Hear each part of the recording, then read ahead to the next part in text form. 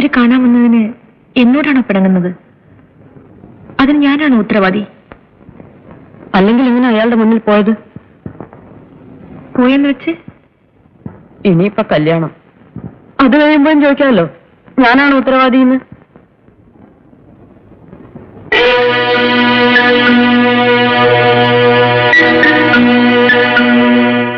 വന്നവർക്ക് പെണ്ണിനെ ഇഷ്ടമായോ? ആയിക്കാണോ? നിങ്ങൾക്കാരെ ഇഷ്ടമായോ? ആരെ? ആ ആളിനെ.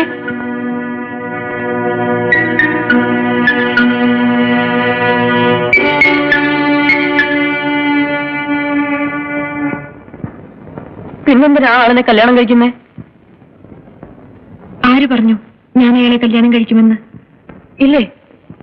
പറയൂ, ഇല്ലേ? അയ്യോ,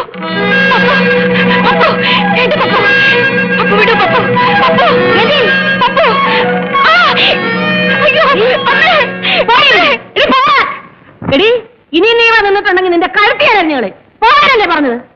എന്താ ചേച്ചി, എന്താ ഇത്? മോനോട് ചോദിക്ക്. എന്താടാ? എടാ എന്താന്ന്?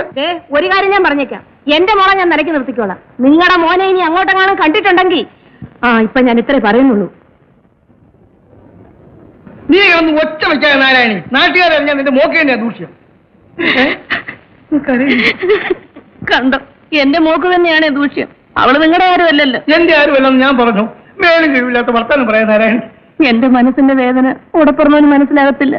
കാര്യങ്ങൾ അന്വേഷിക്കാൻ അവക്ക് ഉടപ്പുറന്നവനല്ലാതെ വേറെ ആരാ ഉള്ളത്? ഉടപ്പുറന്നവനൊന്ന് ഉത്സാഹിച്ചെങ്കിലേ അവളെ ആരുടെയെങ്കിലും കൂടെ പറഞ്ഞയക്കാൻ പറ്റും. എന്റെ ഉത്സാഹക്കുറവുണ്ടാണെന്ന് ആര് പറഞ്ഞു? ഇവിടെ വന്ന് പയ്യനെ നിനക്ക് ബോധിച്ചോ? ബോധിച്ചു. എന്ന് നാളെ തന്നെ സമ്മതം തള്ളിത്തരാം. അലയും നിറവില്ലാത്ത ഭർത്താവിനും പറഞ്ഞ് സ്വയം മാറ്റോ നാരായണി.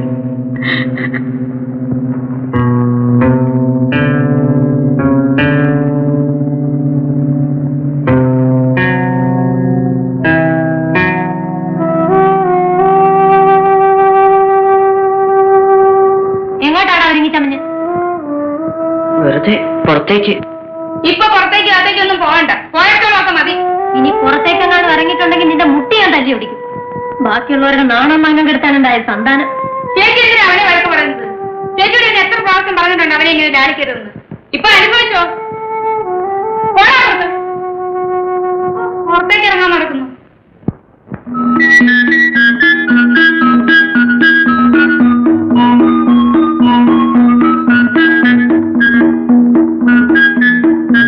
മതി മതി, ഈ വീട്ടിന്റെ മുറ്റത്തുള്ള കളിയും തമാശയൊക്കെ മതി. പോവല്ലാരെ അവിടുന്ന്, പോരാടുന്നു. നിന്നെ ഒന്ന് വീട്ടിൽ കയറ്റാൻ കൊള്ളത്തില്ലടാ. ഈ കുഞ്ഞുങ്ങളോടാണോ നാരായണി നില ശൗര്യം? ഇവരെ വഴക്ക് പറയാൻ നിനക്ക് എന്താ അധികാരം? അല്ല, എന്താ അധികാരം? ഞാൻ പിന്നെ എന്ത് വേണം? മിണ്ടാതിരിക്കണോ? മിണ്ടാതിരിക്കണം. 2 ദിവസം കൂടെ കഴിഞ്ഞാൽ ആ ചെറുക്കൻ കോളേജിൽ പോകും. അതിനിടയിൽ നിന്റെ ശബ്ദം ഇവിടെ കേട്ടുപോയാൽ അട്ടിച്ച് നിന്റെ കർണക്കുറ്റി ഞാൻ പൊട്ടിച്ചളെ.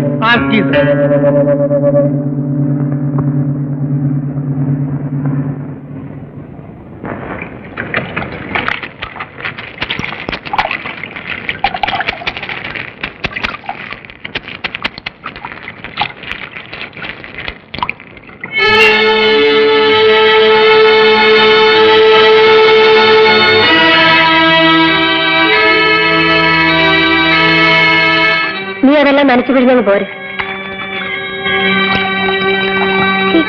പാടിയില്ലേ?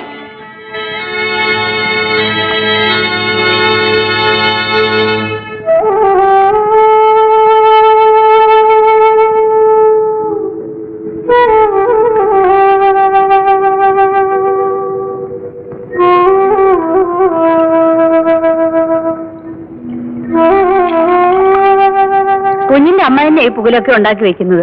ഇത്ര വലിയ കോലാഹലം ഉണ്ടാകാൻ എന്താ കൊലപാതകമായിട്ട് നടന്നോ ഇവിടെ? തെറ്റെന്റെയാ ഗോമു.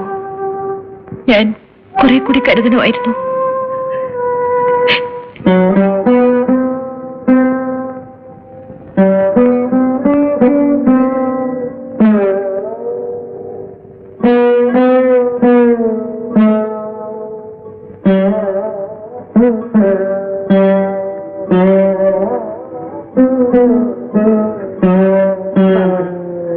വന്ന് വല്ലതും കഴിക്ക്.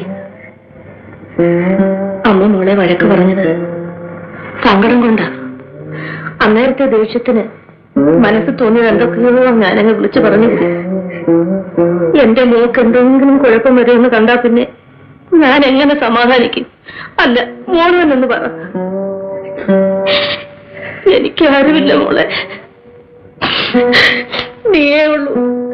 നിന്നെ ഒരു നല്ല കരയെടുപ്പിച്ചതിന് ശേഷമേ ഈ അമ്മയുടെ ജീവിതത്തിൽ സമാധാനം ഉണ്ടാകത്തുള്ളൂ.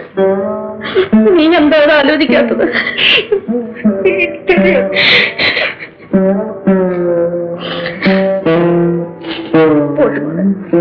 എന്നെ സങ്കടപ്പെടുത്തിയിട്ട് അമ്മയ്ക്ക് എന്ത് കാര്യം നേടാൻ? വന്നു വല്ലതും കഴിക്കും.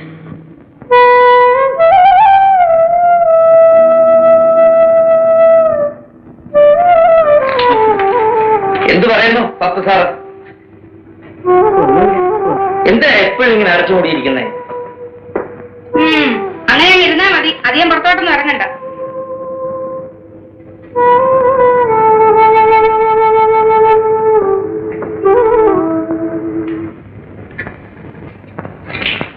നല്ല ആളാ.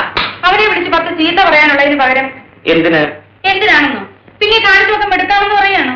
കരുതി നീ കുട്ടികളെ പഠിപ്പിക്കുന്ന ആളാ ഞാൻ സമ്മതിച്ചു. പക്ഷേ കുട്ടികളുടെ മനസ്സിനെ കുറിച്ച് നിനക്കൊരു ചുക്കും അറിയില്ല. ഓ പിന്നെ അറിയാവുന്ന ഒരാള്. എനിക്കറിയാം, ഞാനും ഈ പ്രായം കടന്നു വന്നവനാ. ഈ പ്രായത്തിൽ പലതും സംഭവിക്കും. അതൊക്കെ അറിഞ്ഞിരിക്കേണ്ടത് നിങ്ങളാ. ഞങ്ങൾ എന്ത് ചെയ്യണമെന്ന്? നിങ്ങൾ പലതും ചെയ്യാറുണ്ട്. കൗമാരം കണ്ണില്ലാത്ത പ്രായമാണ്. ഈ പ്രായത്തിൽ അവരുടെ കൂട്ടുകാരാരൊക്കെയാണ്, അവരെന്തൊക്കെ ചെയ്യുന്നു, എന്തൊക്കെ അറിയുന്നു, ഇതൊക്കെ അറിഞ്ഞിരിക്കേണ്ടത് വീട്ടിലെ മുതിർന്നവരാ. അല്ലാതെ എന്തെങ്കിലും തെറ്റുകുറ്റം കണ്ടാൽ ഉടനെ അവരെ ശിക്ഷിക്കുകയും ശാസിക്കുകയല്ല വേണ്ടത്. തെറ്റ് മനസ്സിലാക്കുക, അത് തിരിച്ചു കൊടുക്കാൻ ശ്രമിക്കണം. തെറ്റ് ആവർത്തിക്കാതിരിക്കാൻ പറഞ്ഞവരെ പഠിപ്പിക്കണം.